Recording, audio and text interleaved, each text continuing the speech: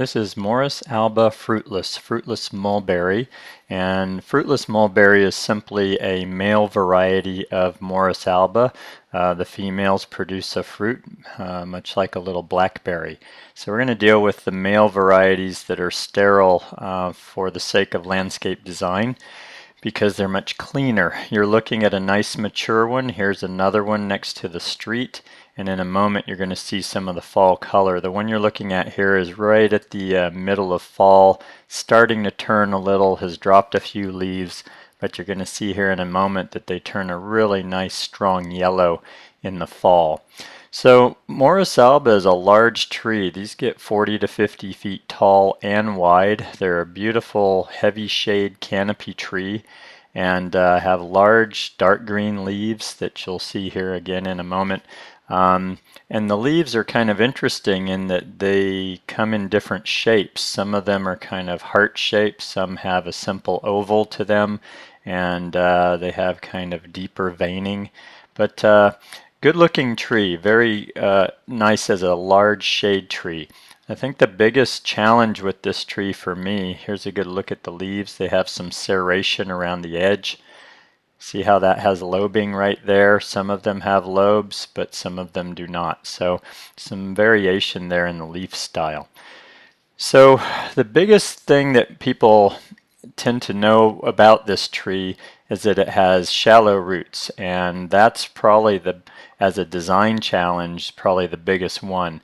Here, well, I'm going to jump around here, I'm sorry about that, but here's the understory. And the other thing that happens with this tree, because it gets so large, it's usually pruned incorrectly. This is looking at the roots. It's been used as a street tree here, and you'll see how much the sidewalk has been broken out and re-poured. So you see how there's a hump there? That's because as the tree roots got bigger, it lifted the sidewalk and they had to replace it. So this is the understory view, and the reason I gave that view is because these are beautiful trees when they're left to do what they naturally do, which is they provide a very large canopy.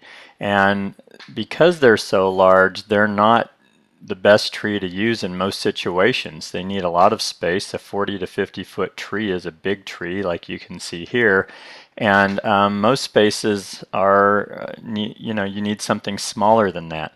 So when using these in design, I think a park situation or a very large property where it can be put at an outer edge or in an area where shallower roots won't be a problem is really what you need to be looking for.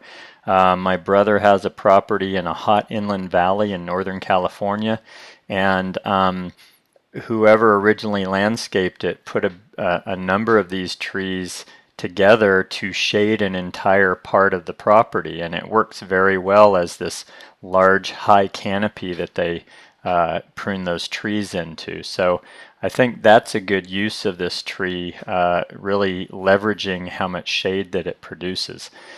For most residential uses, I don't think it's appropriate. It's just too much tree, and what happens is people end up pollarding these, and pollarding is what you see where people have cut the branches way back every winter to where maybe the lateral branches are only 3 to 6 feet long, and then in the spring when they start growing, in one season they grow 10 feet or more in one season in these long whips.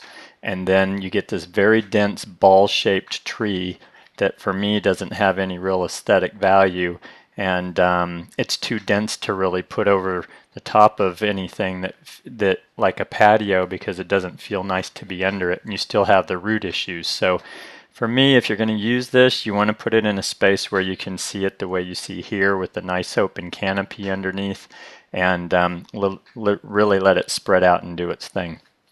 When these are young, they grow very quickly, and it's a good idea to prune the lateral limbs each winter and leave an upward facing bud so that the branches don't get ahead of themselves and get too heavy and break. A lot of fast growing trees, that's a problem when they're immature, is that if they grow too fast, they kind of tear themselves apart, and the limbs on this tree are quite heavy. These can take some low water, definitely, once established, but they prefer some more regular water. Whenever you have a tree with leaves this large, they're losing a fair amount of water through that leaf surface, so usually replacing that with some regular water is a good idea. These trees are very cold hardy. They're hardy down to minus 20 to 30 degrees Fahrenheit. They're native to China. So can be used in a lot of different areas, even in Hawaii. So I think that's what I can tell you about Morus alba Fruitless, Fruitless Mulberry. Excellent large shade tree in the right spot. Enjoy.